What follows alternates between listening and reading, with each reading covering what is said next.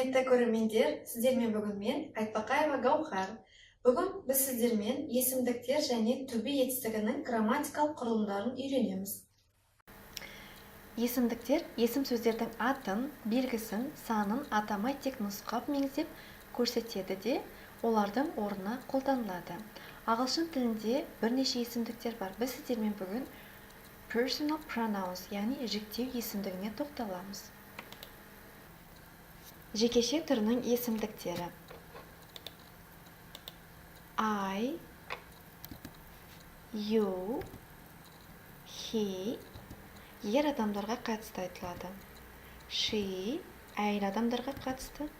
It жансыз заттар мен жануарларға қатысты айтылады.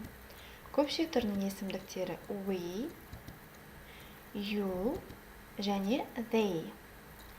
You есімдігі жекеше түрде сен, сыпайы түрінде сіз және көпшілік түрінде сендер, сыпайы түрінде сіздерге қатысты қолданылады. Дыбысталуын есте сақтау үшін тағы бір мәрте оқимын, тыңдаймыз, қайталаймыз. I, you, he, she, it, we, you, they. To be етістігінің мағынасы болу, табылу деген ұғымды білдіреді. Ағылшын тіліндегі өзге де етістіктерден айырмашылығы to be етістігі жіктеледі және көптеледі. Сонымен to be етістігінің формалары am, is, are. Егер қазақ тіл және орыс тілінде сөйлемдер етістіктің көмегінсіз кездессе, ағылшын тілінде міндетті түрде етістік қойылу қажет. Мысалы, мен жазушымын сөйлемінде етістік жоқ.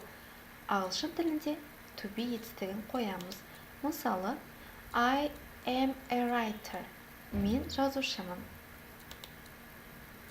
She is a teacher. Ол мұғалім. To be етістігімен қолданатын есімдіктерді қарастырамыз. Am етістігімен I есімдігі ғана қолданылады. Келесі is етістігімен he, she және it есімдіктері қолданылады. Are көпшілік түрдегі етістігімен we, you, they есімдіктері қолданылады. Дыбысталуын есте сақтау үшін тағы бір мәрте оқимын, тыңдаймыз, қайталаймыз. I, he, she, it, we, you, they. Біз сіздермен болымды түрінің жасалу түрін үйренеміз. Positive form болымды түрі. To be етістігі есімдіктен кейін қолданылады. Мысалы, I am a student. Мен студентпін. He is a student. Ол студент, яғни ер балаға қатысты. She is a student. Ол студент, қыз бала жайында айтылғанда. Және көпшілік түрдегі мысал we are students. Біз студентпіз.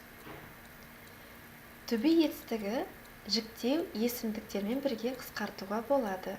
Мысалы, I'm, he's, she's, we're. Есімдіктен кейін қойылған мына белгі апостроф деп аталады. To be етістігі сөйлемнің сұраулы және болымсыз түрін жасау үшін қосымша етістікті қажет етеді. Болымсыз түрін жасау үшін to be етістігінен кейін not демеулігі қойылады. Мысалы, I am not a student. Мен студент емеспін. He is not a student.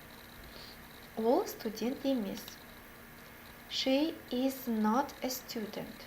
Ол студент емес, яғни қыз балаға қатысты сөйлем болса. We are not students. Біз студент емеспіз. To be етістігімен not демеулігін қысқартуға болады болымсыз сөйлемде. Тек ескеретін жағдай am not ешқашан қысқармайды.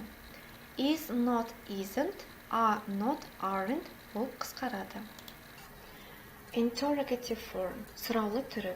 To be етістігінің сұраулы түрін жасау үшін to be етістігі есімдіктің алдына қойылады. Мысалы, are you a doctor? Сен дәрігерсің бе? Немесе сіз дәрігерсіз бе сұрағына yes, I am a doctor. Я, мен дәрігермін. Немесе болымсыз түрінде no, I am not a doctor де жауап беруге болады. Келесі мысал, is he Omar?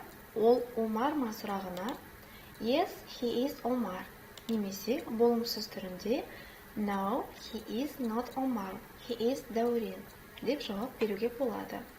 Келесі мысал, is she at school? Ол мектепте ме? Яғни қыз балаға қатысты сұрақ.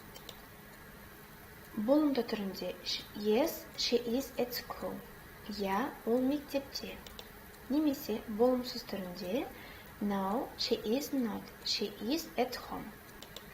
Келесі мысал, are they singers? Олар әншілер ме? Yes, they are singers. Я, олар әншілер. Немесе болымсыз түрінде no, they are not. They are students деп жауап беруге болады. Дыбысталуын, оқылуын есте сақтау үшін тағы бір мәрте оқимын. Тыңдаймыз, қайталаймыз. Are you a doctor? Yes, I am a doctor. Немесе no, I am not a doctor. Is he Omar? Yes, he is Omar. No, he is not Omar. He is Дәурен. Келесі мысал. Is she at school? Yes, she is at school. No, she is not. She is at home. Are they singers? Yes, they are singers. No, they are not. They are students. Өткен тақырыпты бекіту үшін to be етістігінің болымды, болымсыз және сұраулы түріндегі формасын қойып, сөйлемді аяқтаңыздар. Тапсырманы тексереміз. He is not from France. He is from Kazakhstan.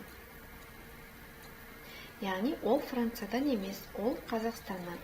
Бірінші сөйлем болымсыз түрінде, екінші болымды. He is not from France.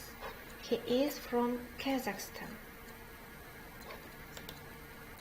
My sister is a teacher. Менің әпкем мұғалім. My sister is a teacher. My granny is from Astana. Менің әжем Астанадан. My granny is from Astana. My mother is in the living room. Менің анам қонақ бөлмеде. My mother is in the living room. Келесі сөйлем. I am 15. Мен 15-темін. I am 15. He is a pilot. Ол ұшқыш. He is a pilot. Сұраулы түрінде сөйлем. Are we ready to go? Біз шығуға дайынбыз ба? Are we ready to go? Is he married? Ол үйленген бе? Is he married? Осымен біздің сабағымыз аяқталды. Бізбен болғандарыңызға рахмет. Сабақ ұнаса, лайк басып, пікір қалдырыңыздар. Келесі кездескенше.